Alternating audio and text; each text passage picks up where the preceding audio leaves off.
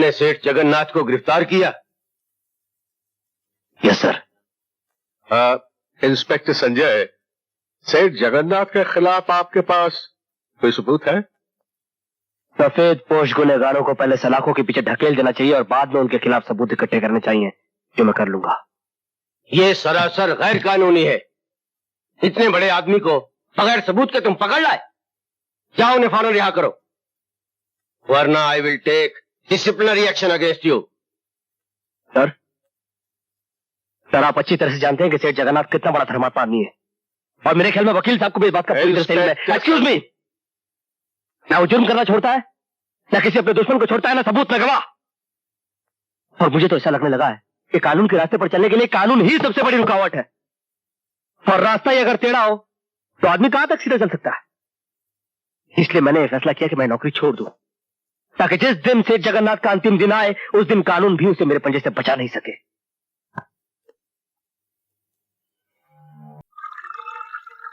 ये लो वफादार गुप्ता, तुम्हारी पहली वफादारी का पहला इनाम।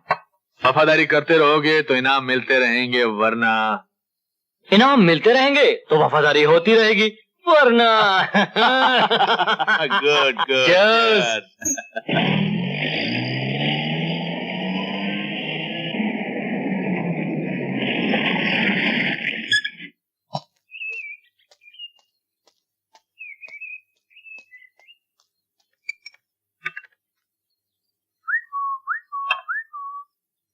सरकार ये आवाज तो सोनम पिछले की लगती है। हुसैन मियाँ, तुम्हारे कान तो नहीं बज रहे? चिड़िया भी बोलती है तो तुम्हें सोनू की आवाज सुनाई देती? नहीं सरकार, इस आवाज को सुनते सुनते तो मेरे कान बूढ़े हो गए। ये कभी धोखा नहीं खा सकते सरकार। अरे ये तो वाकई सोनू की आवाज है। हाय चाचा। सरकार सोनम बेटी आ गई, देखिए ना सरकार। सोनू बिटिया। हाय डैडी। डैडी बेटी। तो फिर आपको सरप्राइज कैसे दे दी? अरे चाचा, डैडी का ख्याल नहीं रखा? कितने पतले हो गए? मैं दुबला। बेटी, इन्हें मुजरिमों को पकड़ने से फुर्सत में तब तो मैं ख्याल रखूं। अरे खैर छोड़ो हुसैन मियाँ, पहले हमें अपनी बेटी को पुलिस की वर्दी में देख लेने दो। माशाअल्लाह, अच्छे सपना। ये सच है पापा? बेटी, मुझे तुम पर बहुत नाज है, तुमने मेरे सपने साकार कर दिए। पर एक बात का ध्यान रखना, पुलिस का फर्ज सिर्फ मुजरिमों को गिरफ्तार करना ही नहीं, बल्कि बेगुनाहों को मुजरिमों की साजिश से बचाना भी है। अपनी वर्दी और अपने फर्ज से कभी दगा मत करना। पापा, आपकी इज्जत मेरी शान है और इस वर्दी का सम्मान करना मेरा धर्म। मुझे यकीन है बेटे। देखो संजय, मैं पुलिस इंस्पेक्टर बनकर आ गई, मुझे मुबारकबाद नहीं दोगे? मुबारकबाद तब दी जाती है सोनम, जब देने वाले को इस वर्दी की अहमियत का एहसास हो। तुम कहाँ खो गए हो संजय? फर्ज और सबूत के चक्कर में अपने आप को तलाश कर रहा हूँ। एक वक्त ऐसा था जब तुम बड़े फख्र से इस वर्दी को अपने सीने पर लगाए हुए घूमते थे, मगर अब तुमने ऐसा क्यों किया संजय? इस बात का एहसास तुम्हें तब होगा जब तुम्हें पता चलेगा कि इस वर्दी की गिरफ्त में कितनी छूट है। सिर्फ एक फोन आने से गुनहगारों की हथकड़ी अदालत के हुक्म के बगैर खुल जाती है। लेकिन तुम बड़ी आसानी से इस वर्दी के सहारे गुनहगारों को बेनकाब कर सकते थे Sanjay.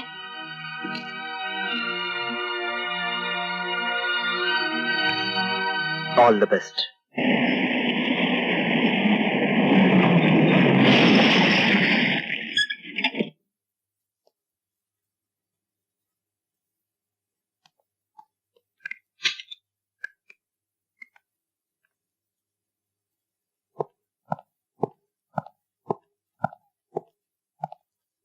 Good morning sir. Good morning. Jagannath ji ने आपको बैठने के लिए कहा है। Thank you.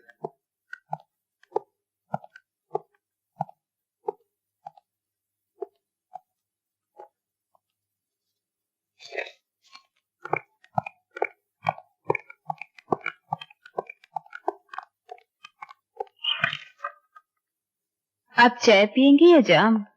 मैं जाम के लिए नहीं, काम के लिए आया। काम के लोगों के तो हम बहुत बड़े कदरदान हैं। वैसे काम से पहले हम तुम्हें सिर्फ इतना बता देना चाहते हैं कि जगन्नाथ ना पाप करता है ना पुण्य करता है, वो सिर्फ वही करता है जो उसे करना होता है। अब जगन्नाथ सिर्फ वो ही नहीं करेगा जो उसे करना होता है, क्योंकि जगन्नाथ की असलियत मैं पहचान चुका हूं। पहचान चुके हो तो दोस्त बनो। तुम अपने दोस्त नहीं तो मेरे दोस्त क्या बनोगे? दुश्मन बन के भी कुछ खास हासिल कर नहीं सकोगे। दुश्मन तो तुम हो, इस समाज के और इंसानियत के। समाज और इंसानियत से खास रिश्ता है क्या? उसी रिश्ते के नाते मैं तुमसे कहने आया हूं कि सही रास्ते पे चलो जगन्नाथ, वरना तुम तुम्हारे गुनाहों के जाल में खुद फंस जाओगे। और तुम बेगुनाह होकर भी बच नहीं सकोगे। शायद तुम जानते ही नहीं कि तुम्हारे साथ होगा क्या। क्या होगा मेरे साथ? मेरे घर पर हमला या ज्यादा से ज्यादा मेरा कत्ल? इससे और ज्यादा क्या करोगे तुम? अगर मैं चाहूं तो शाम से पहले तुम्हें कुचल के रख सकता हूं, लेकिन मैं नहीं चाहता कि एक बाप का साया बेकसूर बच्चों के सर से ऊपर उठ जाए। मैं नहीं चाहता कि एक खूबसूरत बीवी को उसके पति की गलतियों की सजा मिले। मेरी बात समझ गए ना? हमारे तुम्हारे रास्ते बहुत अलग अलग हैं डीएसपी अमर। मेरा रास्ता छोड़ दो। अगर नहीं छोड़ सकते तो मुझसे हाथ मिलाओ, मैं तुम्हें सोने चांदी से तोड़ लूंगा। दुनिया तुम्हें रईस कहेगी और तुम्हारे जाने के बाद तुम्हारी औलाद को रईस ज्यादा। क्या तुम मेरी बोली लगा रहे हो? इस दुनिया में हर इंसान की बोली होती है, कम या ज्यादा। तुम्हारी गुलामी से बेहतर मैं कानून की हिफाजत करते मरना पसंद करूंगा। और एक बात याद रखना, बाप की दौलत से जो महल तुम खड़ा कर रहे हो, उसकी बुनियाद एक दलदल पर खड़ी है जो किसी भी दिन ढह सकती है, और इस आलीशान इमारत के साथ तुम्हारा वजूद भी खत्म हो जाएगा। तुम्हारी खोखली बातें हमारे महल में गूंज तो सकती हैं डीएसपी अमर सिंह, पर इसकी दीवारों के रंग तक को नहीं बदल सकती। जाओ पहले कानून की किताब से कोई ऐसा पन्ना फाड़ कर लाओ जिसमें जगन्नाथ के गुनाहों का हिसाब लिखा हो। तो फिर इस बात का वादा रहा, आज के बाद जब भी मैं तुमसे मिलूंगा मेरे पास हथकड़ी होगी। बाहों के फंदों का मजा तो तुम बहुत ले चुके हो, फांसी के फंदे का मजा भी ले लेना।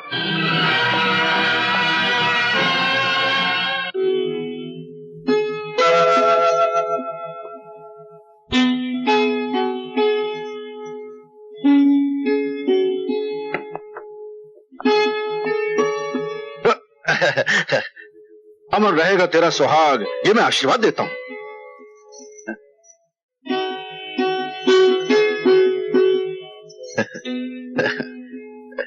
सुहाग का जोड़ा पहनकर जब तुम गुस्से से देखती हो तो इस बात का पता नहीं चलता कि ज्यादा सुर्ख तुम्हारी साड़ी है या तुम्हारा चेहरा। लच्छेदार बातें बनाकर मेरा गुस्सा ठंडा करना तुम बहुत अच्छी तरह जानते हो। गुस्सा कहाँ है? गुस्सा तो सिर्फ तुम्हारे चेहरे पर आ जाता है कभी कभी। वैसे दिल में तो ज्योति है, इस अमर की अमर ज्योति। वैसे क्या ख्याल है, आज रात है, बगल में सुहाग है, सुहागन का साथ है, क्यों ना हो जाए सुहाग रात? नहीं? ओह, ये बेवक्त किसका फोन आ गया? Hello, DSP Amar Singh speaking.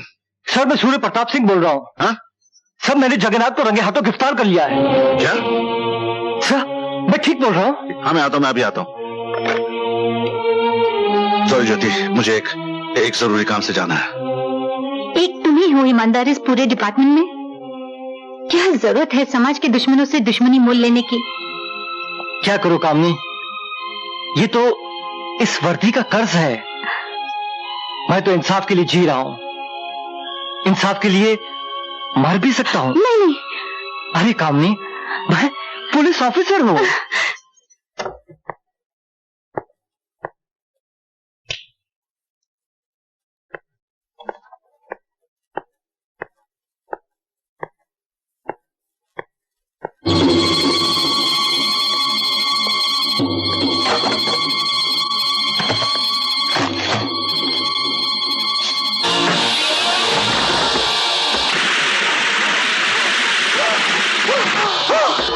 देख ली मुन्ना ठाकुर की करतूत।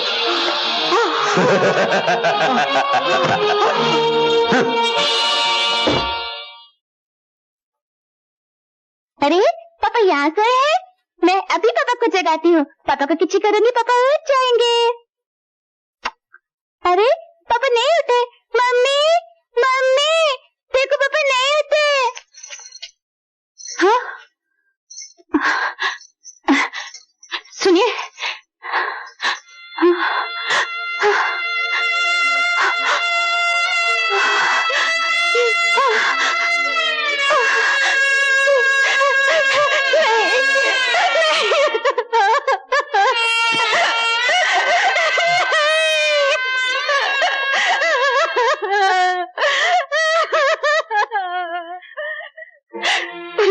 आपसे सिर्फ इतना कहने आई हूँ कि वो अर्थी एक ईमानदार और वफादार पुलिस अफसर की नहीं, कानून की है, जो कानून की रक्षा करने वालों की भी रक्षा नहीं कर सकता।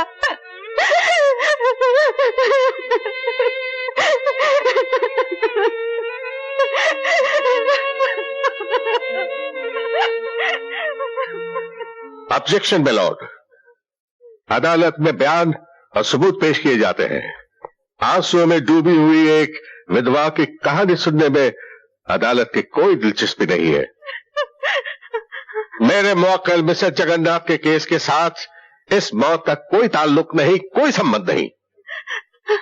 इसलिए मैं दरख्वास्त करता हूं कि मेरे मुवक्किल को बाइज्जत रिहा किया जाए।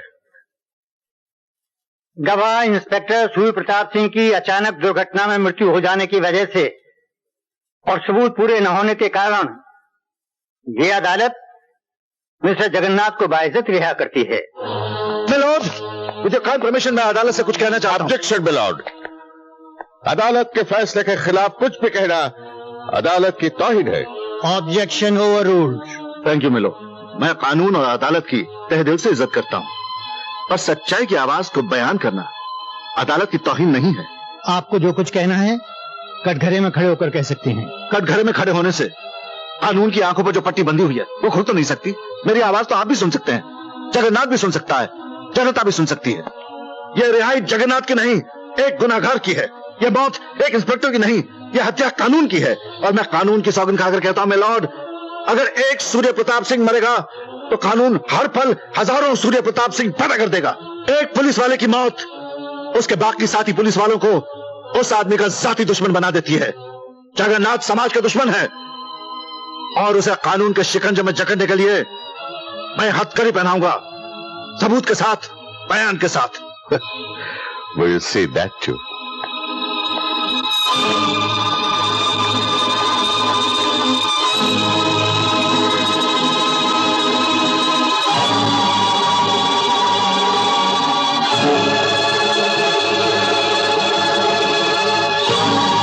चिल्लाने से तुम्हारी आवाज इन कानून की दीवारों से टकराकर गूंजेगी तो जरूर, पर जगन्नाथ का बाल भी बांका नहीं कर सकेगी। कुछ लोग कानून को अंधा समझते हैं, लेकिन मैं उसे बहरा और अपाहिज भी मानता हूं। Good bye. अमर, तुम? ये कानून की बड़ी बड़ी किताबें, कोर्ट कचहरी की लंबी लंबी दलीलें, वर्दी, सबूत, हथकड़ी, इन सबको अपने जूतों की नोक पर रखते हैं जगन्नाथ जैसे मुजरिम लोग।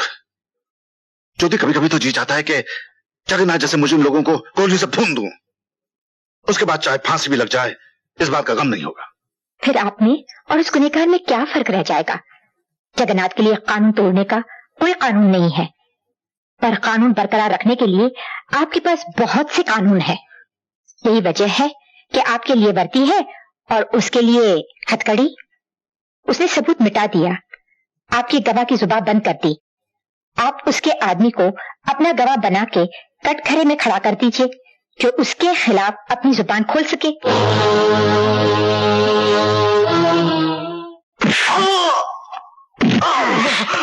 बता वरना छोड़ूंगा नहीं। अच्छा बोल बोल बोल। हम तो दो पार्टों के बीच में फंसे हुए साहब। नीचे कानून का, ऊपर जगन्नाथ का। ना तो हम जी सकते हैं साहब और ना मर सकते हैं। दाल रोटी के लिए गुनाह करने वालों को मार के कानून जगन्नाथ जैसे मुजरिम को खत्म नहीं कर सकता। बट सर, बड़ी मछली को पकड़ने के लिए कई छोटी छोटी मछलियों को शहीद होना पड़ता है। अगर मरना है साहब तो क्यों गुनहगार होकर मरो? क्यों ना शहीद होकर अपने पाप धो लूं? मैं आपको एक बड़ी मछली का ठिकाना बताता हूं साहब। कौन सी बड़ी मछली? जगन्नाथ साहब।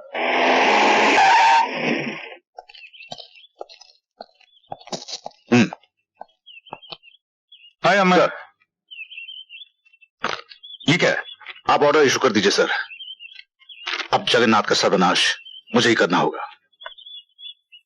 तुम तो जानते हो अमर, इस यही ना, कि जगन्नाथ का खौफ समाज के साथ साथ पूरे पुलिस डिपार्टमेंट पर छाया हुआ है। वो हर उस पुलिस वाले को मौत के घाट उतार देता है जो उसके खिलाफ आवाज उठाता है। यही तो वजह है कि हमारा डिपार्टमेंट भी इस केस में हाथ डालने से कतराता है। एक जोड़ी वर्दी और एक भरी पिस्तौल से उस हैवान का मुकाबला नहीं किया जा सकता जिसके पीछे पैसा और सफेद पोश वालों की ताकत है। तभी तो मैं ये साबित करना चाहता हूं सर कि जब ये वर्दी बेदर्दी से पेश आती है तो बड़े बड़े जगन्नाथ जैसे ताकतवरों की अर्थी उड़ जाती है। अमर, तुम्हारा ये जज्बा हमारे पुलिस डिपार्टमेंट में एक नई जान और एक नया जोश पैदा कर देगा। उनमें एक नया हौसला पैदा होगा। मैं और पुलिस डिपार्टमेंट तुम्हारे साथ हैं। All the best. Thank you sir.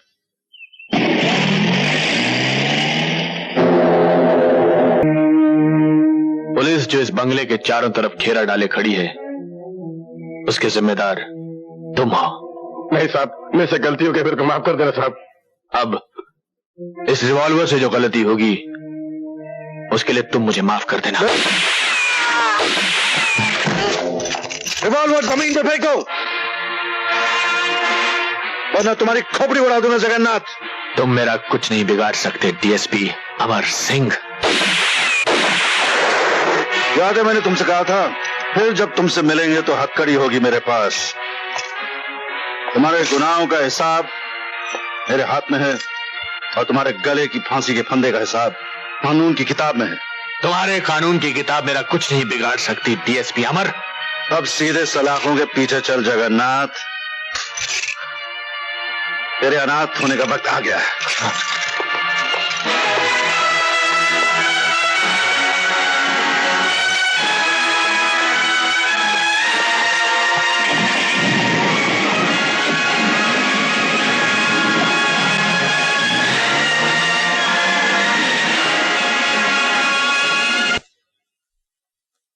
माँ, आज इन्हें पुलिस डिपार्टमेंट का सबसे बड़ा मेडल मिला है।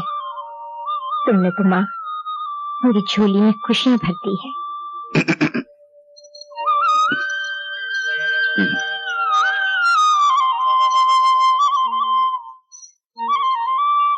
मां के द्वार से कोई खाली हाथ नहीं जाता ज्योति। इंसान कर्म करता है लेकिन शक्ति इनकी होती है। शौहरत हमें मिलती है लेकिन रास्ता मां दिखाती है। मां के चरण छू बैठे।